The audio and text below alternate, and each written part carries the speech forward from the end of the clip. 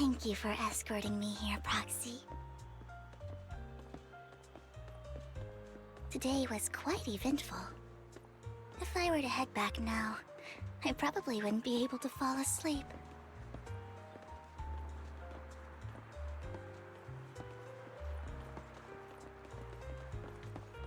You're a child that only brings misfortune. People have been saying that about me for a long time.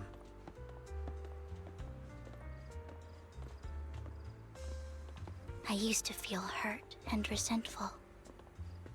But now that I think about it, it's perfectly normal for people to react that way.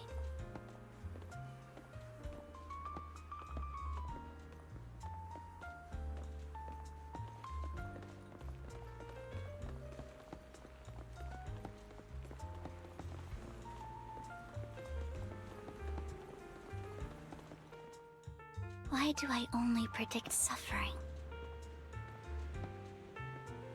If I could predict happy things, joyful things, would people like me a little more? Maybe fate truly is set in stone. Often, I want to help these people avoid their miserable fates.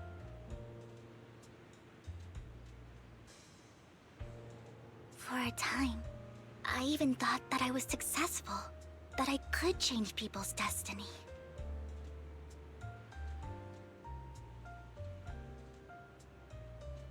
But it was all an illusion. In the end, I couldn't do anything at all.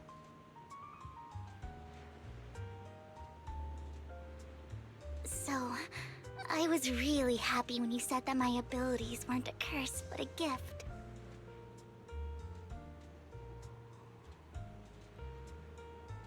Thank you, Proxy.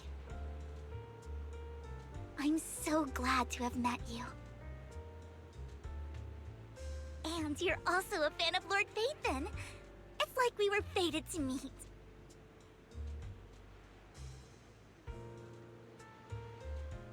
I don't know why, but I feel completely at ease when I'm by your side. I feel like I'm free from judgment, from blame.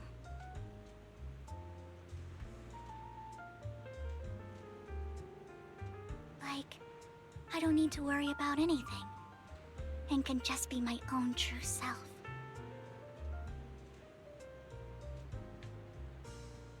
Perhaps people really do possess an aura, and ours just so happen to be extremely compatible.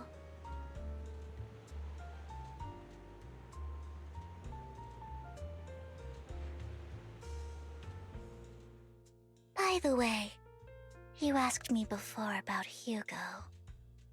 I don't really know much about him. He rarely ever talks about his past. But judging from his eye colors, you can guess he's probably the bastard son of a renowned family. I think his mother was very worried about his different colored eyes, and even wanted to get rid of him at one point. But then his family offered a huge price and bought him off his mother for some reason. And just like that, he moved from a leaky and drafty boarding room to a luxurious mansion. But he's also mentioned that the extravagant home is actually like hell for him. I think it's probably because the family treats him terribly. I digress. He ran away and ended up meeting Lycon and his master. After that, they formed Mockingbird together and experienced a rare period of happiness. Until Lycon's betrayal. So, what's your take on Hugo? I imagine I would still be wandering around now if I had never met him. To me, Hugo is just like an older brother. I've always felt as though he's carrying some heavy burden with him. But that's a secret he's kept to himself.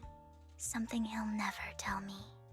Sometimes when I look into his eyes, I can feel that he's really struggling with something. Even though he may say some extreme things, Hugo really isn't a bad person. I think one day he'll tell me his secret. Until then, I just have to wait. Wait and trust him.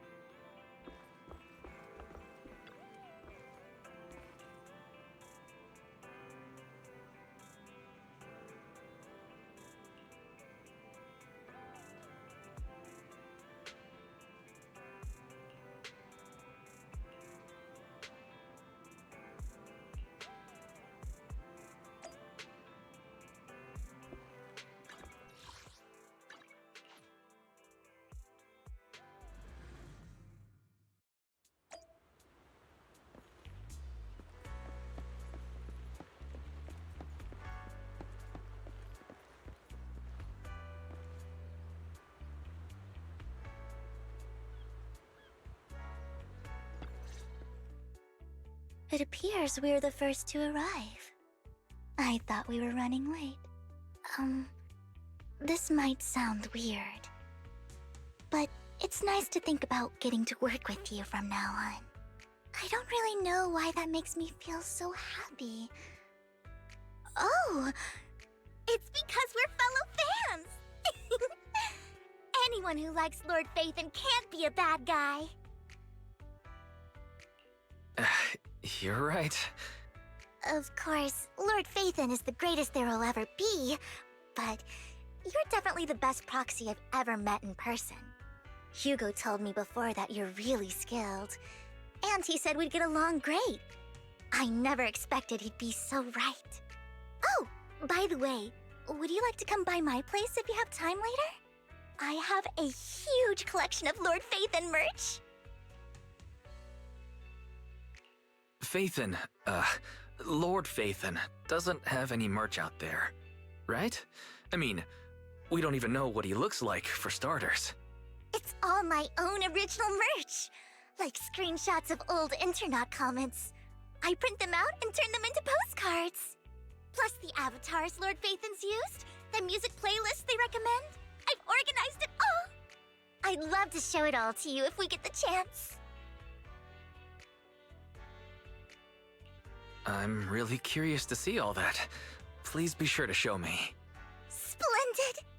Let's book a time and you can come by my place and see all my Lord Phaethon merch!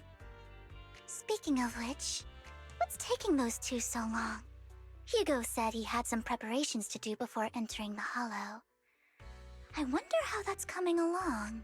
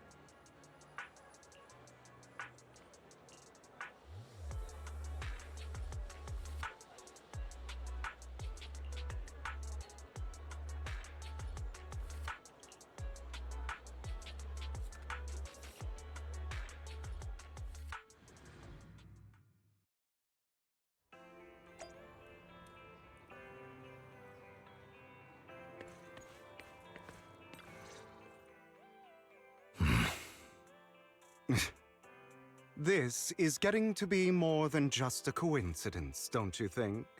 Or perhaps you are actually stalking me. If I was stalking you, you wouldn't ever know. Overconfident as always. You haven't changed at all. We just make it a habit to check the state of our weapons prior to combat. Thanks for that little reminder. I almost forgot. I didn't expect you to let me join. What else could I do? Master Proxy would have insisted on having you join us. I never expected for us to have a chance to enjoy some pleasant conversation like this, without our weapons drawn, that is. It really has been too long. I still remember when we first established Mockingbird. Indeed. That was a long time ago. Thankfully, Jack went in peace. He must have known about his condition for some time. He even left us with instructions. Passing peacefully in your sleep is the most natural way to go. I'm happy for him. By the way, Lycon, have you given it any thought yet? You mean about our guild for Phantom Thieves? Yeah. It's time for us to build an organization of our own. Jack always supported the idea, didn't he? I don't have any objections. But what should we call it then? How about Mockingbird? It's a bird known for mimicking the calls of others to blend in. The same way we don high society roles for ourselves when we're out on a mission. Oh, oops. I nearly forgot. You're a terrible actor, and you're always flubbing your lines. I guess we can rule out that name then. No, call it Mockingbird. We're always just putting on an act, aren't we? I won't slip up on our next mission. Besides, we still ran missions together even when we didn't have a name. Having one now won't really make a difference. No. It does make a difference, Lycon. And I don't just want a name. I want Mockingbird to become a symbol, like the sword of Damocles hanging over everyone's heads, striking fear into the hearts of the rich and cruel whenever they hear the name. Just like Jack used to say, this world isn't fair. So that's why we have to influence it however we can, and change things in our own way. But on the basis of not causing harm to other people's lives. That's also what Jack used to say. You remember, don't you? Of course I remember. All right, I promise. That sounded pretty forced. Don't forget, things don't end well for people who break their oaths. I'm good for my word. You must trust your fellow companions. That's also something Jack would say.